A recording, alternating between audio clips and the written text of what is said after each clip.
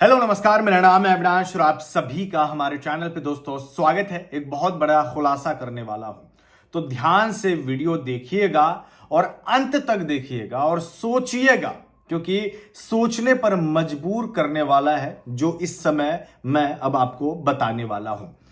Harry Shroff ने इस पूरे वर्ल्ड कप के दौरान बहुत ज्यादा घटिया गेंदबाजी की। कई लोग कहने लगे कि भाई फॉर्म खराब है, इंडिया में पहली दफा खेल रहा था तो इसी वजह से मार खा गए। कई लोग बोल रहे थे कि भाई जब मारकूट मार खा सकते हैं या फिर जब वो रन लीक कर सकते हैं तो हैरी श्रॉफ भी कर सकते हैं। तो मैंने सोचा कि चलो थोड़ा सा इस पे बात कर ली जाए। हालांकि लॉजिकली ये होता है कि अगर आप फॉर्म खराब हो सकता है, ठीक है, लेकिन अगर आपके पास 9 मैचेस है तो 9 मैचेस में कम से कम कोई तो मैच होगा जहां पे आप कमबैक करोगे, जहां पे आप अर्ली ऑन विकेट्स लोगे। ऐसा कुछ भी नहीं हुआ। और सबसे ज्यादा जो बात पूरे वर्ल्ड कप के दौरान कही गई और पाकिस्तान की मीडिया और उनके जो एक्स क्रिकेटर्स थे वो सबसे ज्यादा ये बात कहते हुए नजर आए कि हैरी श्रॉफ ओल्ड बॉल का बॉलर है, वो नई गेंद का बॉलर नहीं है। तो इसका मतलब है, कहना यह चाह रहे हैं कि बाबर आजम ने पहली दफा इनसे नई गेंद से गेंदबाजी कराई है, लेकिन ऐसा बिल्कुल भी नहीं है। हम आपको 4 और 3 सीरीज के बारे में एग्जाम्पल देने वाले हैं और उसके बाद गौर करिएगा कि क्या सच में इतने ज्यादा खराब गेंदबाज हैरी श्रॉफ थे कि मुल्तान कराची के हाईवे पर विकेट्स निकाल रहे थे और जब वो वर्ल्ड कप खेलने गए तो अचानक से चीजें बदल गई। ठीक है, तो चलिए अब शुरू करते हैं।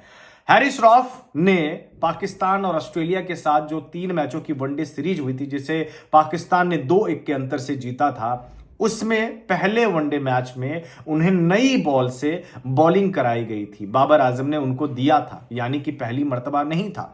साल 2022 में पहले वनडे मैच में हैरी श्रॉफ ने 6ठा, 8वां और 10वें ओवर की उन्होंने गेंदबाजी की, 3 ओवर की। ठीक है, ये 3 ओवर मैंने इसलिए बोला क्योंकि कई लोगों का कहना है कि हैरी श्रॉफ पहले ओवर मतलब पावर प्ले का वो बॉलर नहीं है। और एक 6ठे, 8वें और 10वें ओवर में हैरी श्रॉफ ने 8, 4 और 5 रन दिए थे।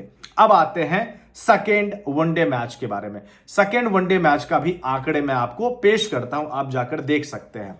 सेकेंड वनडे मैच में दूसरा, चौथा और 6ठा ओवर जो है उनको गेंदबाजी करने के लिए मिला था, जिसमें दूसरा ओवर उन्होंने जो है मेडन डाला था। मैं फिर से बोल रहा हूं, मेडन डाला था।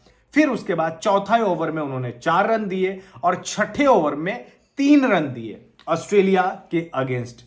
अब आते हैं तीसरे वनडे मैच पे। हालांकि ये कोइंसिडेंस भी हो सकता है कि भाई नई बॉल से उन्होंने इतनी अच्छी गेंदबाजी कैसे कर ली, कोइंसिडेंस है। अब तीसरे वनडे मैच पर आते हैं, आपको आंकड़े में आपको दे रहा हूं। तीसरे वनडे मैच में हैरी श्रॉफ को मिला दूसरा, चौथा ओवर गेंदबाजी करने का। ठीक है, तो दूसरे ओवर में हैरी श्रॉफ ने कितने रन दिए? 4 रन दिए और 1 विकेट भी उन्होंने लिया था, 1 विकेट भी लिया हुआ था। और चौथे ओवर में हैरी श्रॉफ ने सिर्फ 1 रन दिया था, 1 रन उन्होंने दिया था। आई थिंक लाहौर में मुकाबला खेला गया था। अब समझ सकते हैं कि लाहौर में बैटिंग पैराडाइज है, वहां पे रन्स बनते हैं, वहां पे इतनी अच्छी गेंदबाजी की। हो सकता है कि छोटा कलंदर जो है उन्होंने सिर्फ कोइंसिडेंस है कि उन्होंने एक ही सीरीज में अच्छा प्रदर्शन किया। इसी वजह से मैं आपको बताने वाला हूं अगली सीरीज के बारे में, अगली सीरीज के बारे में, क्योंकि पूरे वर्ल्ड कप के दौरान मैंने हैरी श्रॉफ को देखा है, जब भी वो पावर प्ले में गेंदबाजी करने आ रहे थे 10, 15, 20 रन से तो कम दे ही नहीं रहे थे। चाहे कितनी भी छोटी टीम अगेंस्ट क्यों नहीं खेल रहे हो, वो हर किसी के अगेंस्ट पहले ओवर में 10 रन, 15 रन, 20 रन देके पूरा का पूरा गेम बिगाड़ के रख देता था। ठीक है, अब न्यूजीलैंड और पाकिस्तान के बीच में 5 मैचों की वनडे सीरीज होती है और इन 5 मैचों की वनडे सीरीज में हैरी श्रॉफ को जो है 10वें ओवर में गेंदबाजी करने का मौका मिलता है। बाबर आजम उनको 10वें ओवर में लाते हैं और 5 रन देकर हैरी श्रॉफ 1 विकेट हासिल करते हैं। मतलब पावर प्ले का आखिरी ओवर था और इसमें 5 रन देकर 1 विकेट हासिल करते हैं। अब आते हैं कौन? Second one day match. Second one day match में हैरी श्रॉफ ने, मैं थोड़ा आंकड़े देख के आपको बता रहा हूं, 6ठा, 8वां और 10वां ओवर उनको गेंदबाजी करने के मिला था। 6ठे ओवर में उन्होंने जो है 1 विकेट भी लिया था और 6 रन उन्होंने दिए थे। 8वें ओवर में 7 रन दिए थे और 10वें ओवर में सिर्फ 1 रन दिया था न्यूजीलैंड के अगेंस्ट सेकेंड ओडीआई मैच में। अब आते हैं तीसरा वनडे मैच, तीसरे वनडे मैच में छोटा कलंदर जो है वो नहीं खेला था। अब आते हैं चौथे वनडे मैच में। चौथे वनडे मैच में बाबर आजम ने इनसे फिर पावर प्ले में गेंदबाजी कराई थी। चौथे वनडे मैच में दूसरा, चौथा और छठा ओवर और 9वां ओवर में भी उन्हें बाबर आजम लाया था। मतलब कि 10 ओवर में 4 ओवर की गेंदबाजी हैरिस रॉफ से करवा ली थी उन्होंने। और इस दौरान दूसरे ओवर में 3 रन, चौथे ओवर में 6 रन, छठे ओवर में 5 रन और 9वें ओवर में 1 विकेट भी लिया था और 5 रन उन्होंने दिए थे। 1 विकेट लिया था और 5 रन उन्होंने दिए थे।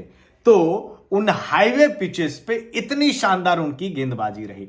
अब आते हैं 5वें वनडे मैच पे। हो सकता है कि ये कोइंसिडेंस हो कि बाबर आजम जो है बाबर आजम का जो बॉलर है अच्छी गेंदबाजी कर ली हो, लेकिन अब 5वां, क्योंकि 3 ऑलरेडी वनडे के बारे में बता दिया, अब यहां पर भी मैं बता रहा हूं 5वें वनडे मैच में छोटा कलंदर को एक बार फिर से बाबर आजम ने पावर प्ले में लगवाया था। दूसरा, चौथा और छठा ओवर उनको गेंदबाजी करने के लिए मिला और 9वां ओवर भी गेंदबाजी करने के लिए मिला।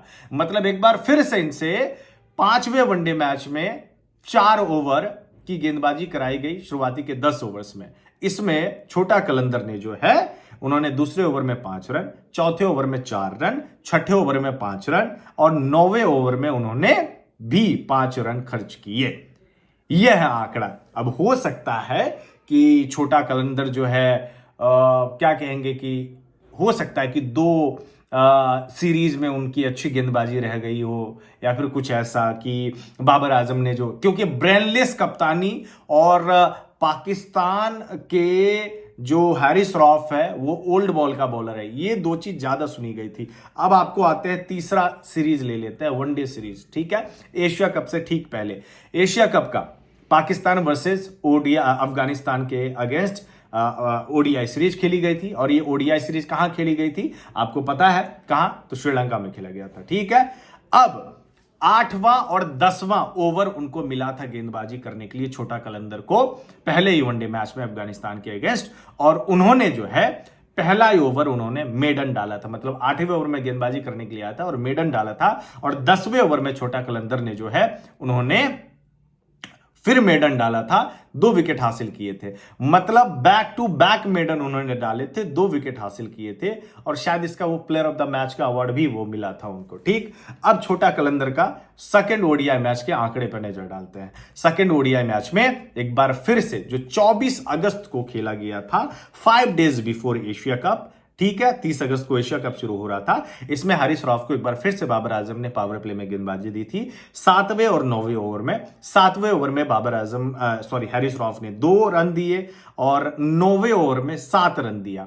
अब आते हैं एक बार फिर से थर्ड ओडीआई मैच में, लेकिन थर्ड ओडीआई मैच में छोटा कलंदर को गेंदबाजी नहीं मिली थी, मतलब वो खेले ही नहीं थे। जब खेलेंगे नहीं तो गेंदबाजी कहां से मिलेगी? ये आंकड़े जो मैंने आपको बताया है, ये पूरा का पूरा जो आंकड़े मैंने आपको बताया है, आप मुझे ये बताएं कि क्या पहली मर्तबा ऐसा हो रहा था जब बाबर आजम ने हैरिस रॉफ से गेंदबाजी कराई थी पहली दफा पावर प्ले में? नहीं, ऑलरेडी ओडीआई सीरीज में, एशिया कप एंड ऑल में सब जगह उनसे कराई गई थी, 10वें ओवर से पहले भी गेंदबाजी कराई गई थी। ठीक है, लेकिन अचानक से एशिया कप में खराब प्रदर्शन होता है, टीम में गुटबाजी की बात होने लगती है और पूरे के पूरे वर्ल्ड कप के दौरान हैरिस रॉफ सबसे ज्यादा मार खाते हैं। और जब ओल्ड बॉल आता है, जब गेम पूरी तरह से खत्म हो जाता है, मतलब जब लगभग में खत्म हो जाता है, तब हैरिस रॉफ विकेट निकालना शुरू करते हैं और लोगों को यह लगता है कि ये ओल्ड बॉल का बॉलर है। आई एम सॉरी टू से, बाबर आजम ने ब्रेनलेस कप्तानी नहीं की थी, बल्कि आपके जो छोटा कलंदर यानी कि हैरिस रॉफ है, उन्होंने जानबूझ के खराब प्रदर्शन किया था। और आपको पता है कि कलंदर्स का कोच कौन है? आकिब जावेद। बाबर आजम का पसंदीदा यार नहीं हो सकता हैरिस रॉफ। शाहीन के साथ मिलकर इन दोनों ने पूरा का पूरा टूर्नामेंट खराब कर दिया। आप मुझे बताएं कि कोई भी बॉलर जो कप्तान उनका होता है, कप्तान हर किसी को यह बोलता है कि मैं कभी भी तुमको गेंदबाजी करने के लिए तैयार करूंगा, लाऊंगा और तुम्हें अच्छी गेंदबाजी करनी पड़ेगी।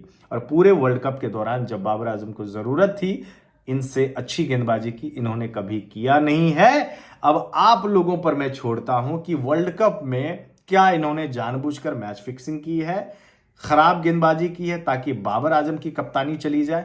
ये आप सभी पर है, लेकिन देखकर तो मुझे यही लगता है कि बाबर आजम ने ब्रेनलेस कप्तानी नहीं की थी।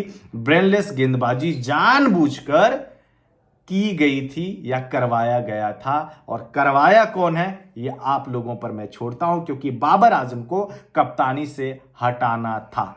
धन्यवाद। जय हिंद, जय भारत।